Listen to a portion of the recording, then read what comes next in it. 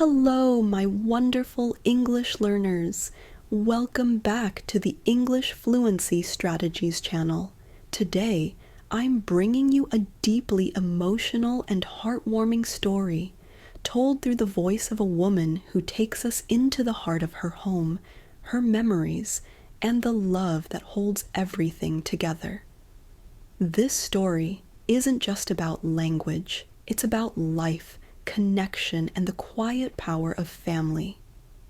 As you listen, you'll not only practice your English listening skills, but you'll also feel something real, something that stays with you long after the story ends. So, get comfortable, open your heart, and let's begin. I never thought a kitchen could hold so many memories. Ours is small. The tiles are old, white with tiny blue flowers. The oven has a squeaky door. The chairs don't match, and the table has a scratch right in the center from when my daughter tried to cut her pancakes too enthusiastically. But when I stand there, just for a moment before the day begins, coffee warm in my hands, I feel it. The weight of years, the echoes of laughter, the quiet tears no one saw. My name is Sarah. I'm a mother of two, wife to Daniel, daughter of Evelyn, and this kitchen, it has seen me through everything. I remember the first morning we moved into this house. It was raining. The roof leaked in one corner, and Daniel slipped on the wet kitchen floor while carrying in boxes. We didn't even have cups that day. We drank instant coffee out of old jam jars and sat in the floor, laughing until we couldn't breathe. I was pregnant with our first child then. I rubbed my belly and whispered, "This is home, little one." 12 years later, it still is. But home is no longer just walls and furniture. It's voices calling out, "Mom, where are my socks?" It's the clinking of breakfast plates. It's the light that comes through the east window, hitting Daniel's graying hair and making me pause to admire how time has painted him more beautifully than I could have imagined. There are mornings when I wake up early before anyone else. I sit in that kitchen and watch the world come alive slowly, the hum of the refrigerator, the chirping birds, the slow rise of sunlight on the countertop. I remember my own mother doing the same, sitting at her kitchen table, holding her cup, staring at the sky. I never understood it then. I do now. My mother's kitchen smelled of cinnamon and lemon. She baked on Sundays, even when she was tired, especially when she was tired. "It brings peace," she used to say. I see that in myself now. When life feels heavy, I bake.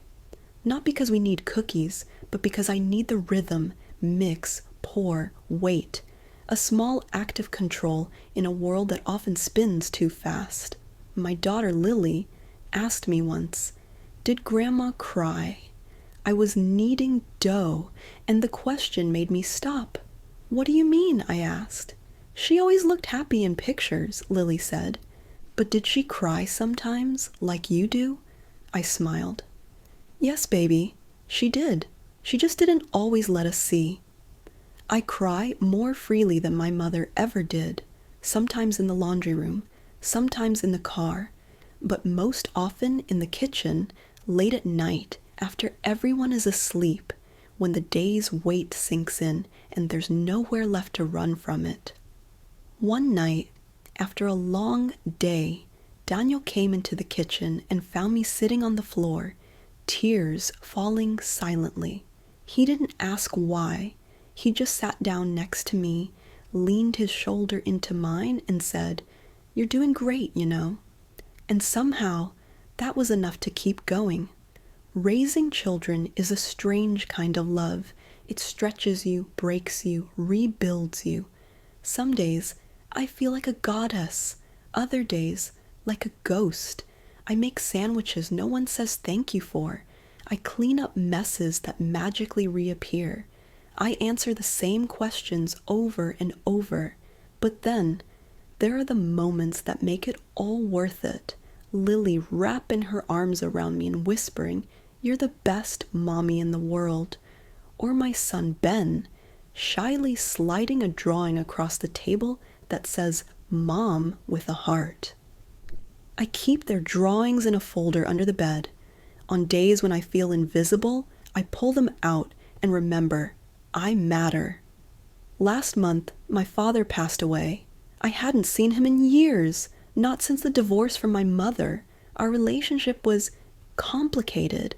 Still, when the phone rang that morning and I heard the words, "He's gone," something broke inside me. I didn't expect to cry, but I did. In the kitchen, as always, Daniel held me close. The kids watched silently from the doorway. "Do you want to talk about it?" he asked. "No," I whispered. "I just want to feel it." And I did. I let the grief move through me like water, like a tide I couldn't fight. My mother called later that day. We spoke for an hour. We didn't talk about the past.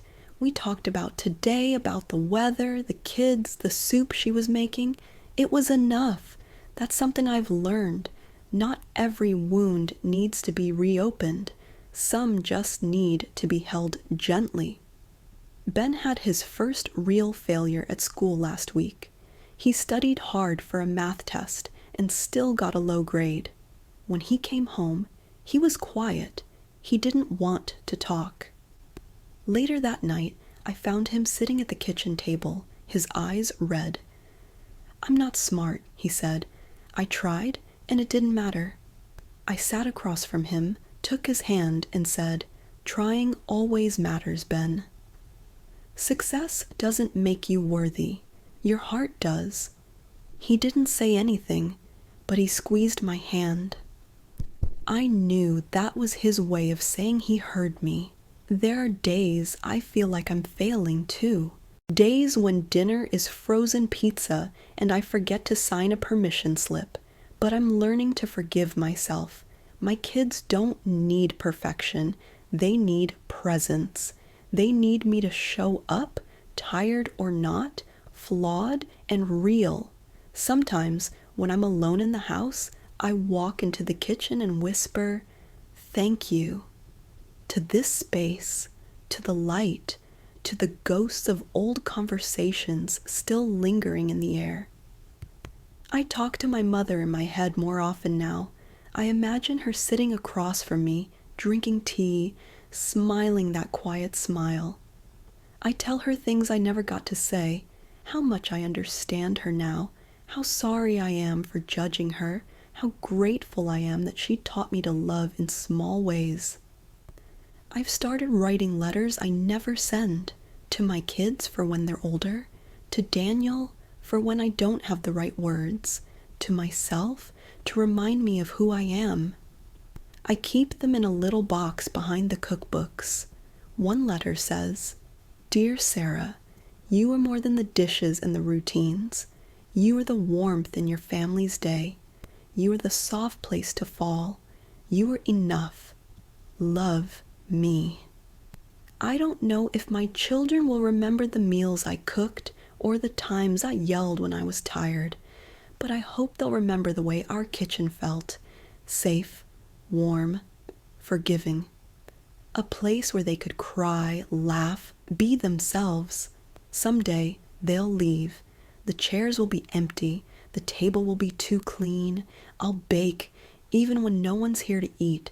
I'll sit by the window with my coffee, watching the light move across the tiles, and I'll remember this life, this love, this home. It was all real. It was enough.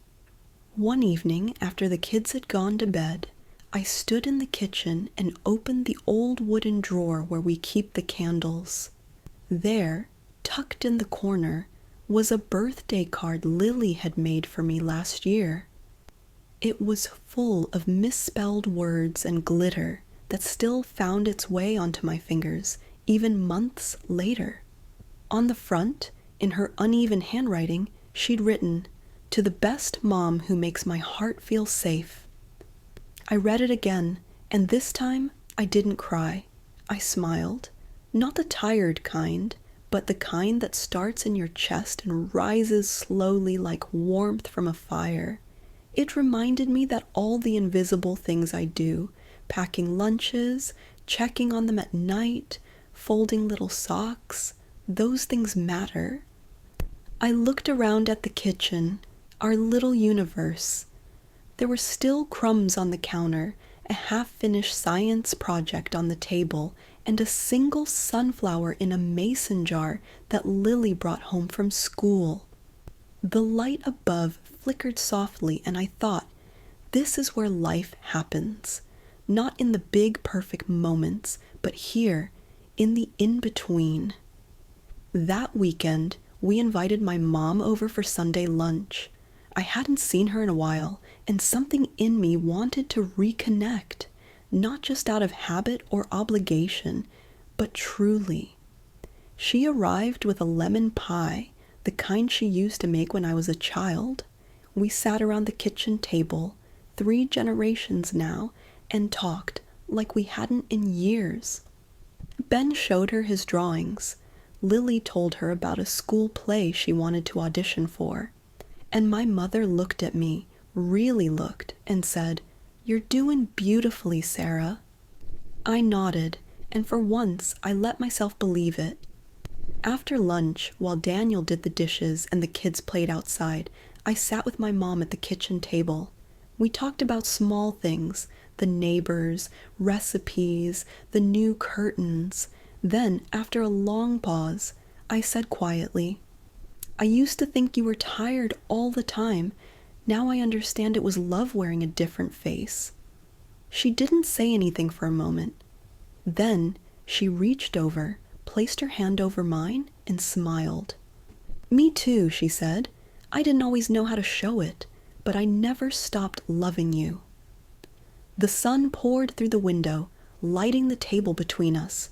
There was no dramatic music, no big emotional speech. Just that, 2 women, 2 mothers, sitting in the kitchen where love had always lived, even in silence. That night, after everyone was asleep, I sat down at the table with my journal. I didn't write about what I needed to fix or improve. I just wrote what I was grateful for. Lily's laugh, Ben's drawings, Daniel's quiet strength, my mother's lemon pie, the sound of our home at night, safe, full, alive. I ended with one sentence. I'm no longer waiting for life to begin, because it already has. In the weeks that followed, small things continued to change.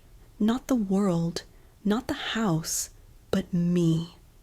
I started taking walks alone, just around the block, breathing in the cool air and letting my thoughts wander. I took photos of the sky, of Lily's messy braids, of Ben's muddy shoes. I started writing letters again, but this time I gave them. One to Daniel, "You are my quiet anchor." One to Lily, "Your joy teaches me how to be free." One to Ben, "Your questions make my world bigger."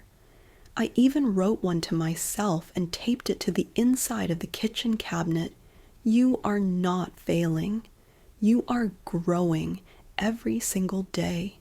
One evening, Lily came running into the kitchen holding a small notebook. "Mom," she said, breathless, "I started writing a story. Do you want to hear it?" I wiped my hands on a towel and said, "Of course." She opened it and began. Once there was a girl who lived in a house with a magical kitchen. It wasn't big or fancy, but it had something special, a mom who made everything feel okay. I didn't stop the tears that time. I let them fall, soft and full of joy, because in that moment I knew something deeply true. I had given my children not just food and clean clothes. I had given them a sense of home, and that is a kind of magic, isn't it? These days, I don't measure my worth by the mess or the to-do list. I measure it by the hugs I give, the hands I hold, the laughter in our rooms. The kitchen still squeaks, the tiles are still chipped, and the chairs still don't match. But when I stand in that room, I feel full. I've stopped chasing perfection. I'm learning to sit with peace. The other night, Daniel and I danced in the kitchen while spaghetti boiled on the stove. The kids were laughing in the other room, and the radio played some old song from when we were younger. He took my hand and spun me clumsily, and I laughed louder than I had in weeks. "Still got it," he said with a wink. "Always," I replied. And for the first time in a long time, I felt it. Not just the tiredness, the duty, the routine. I felt the joy. I looked around at the light bouncing off the countertop, at the life we had built in tiny pieces, and I whispered to myself one last time, "This is home. This is happiness, and I wouldn't trade it for anything." Thank you so much for listening, my dear English learners. If this story touched your heart or helped you practice your listening skills, don't forget to like the video and leave a comment below. I'd love to hear what you felt. And if you haven't already, subscribe to the channel for more emotional and inspiring English listening practice every week. Your support means the world and helps us grow this beautiful community of learners. Until next time, keep listening, keep learning, and never stop believing in your journey.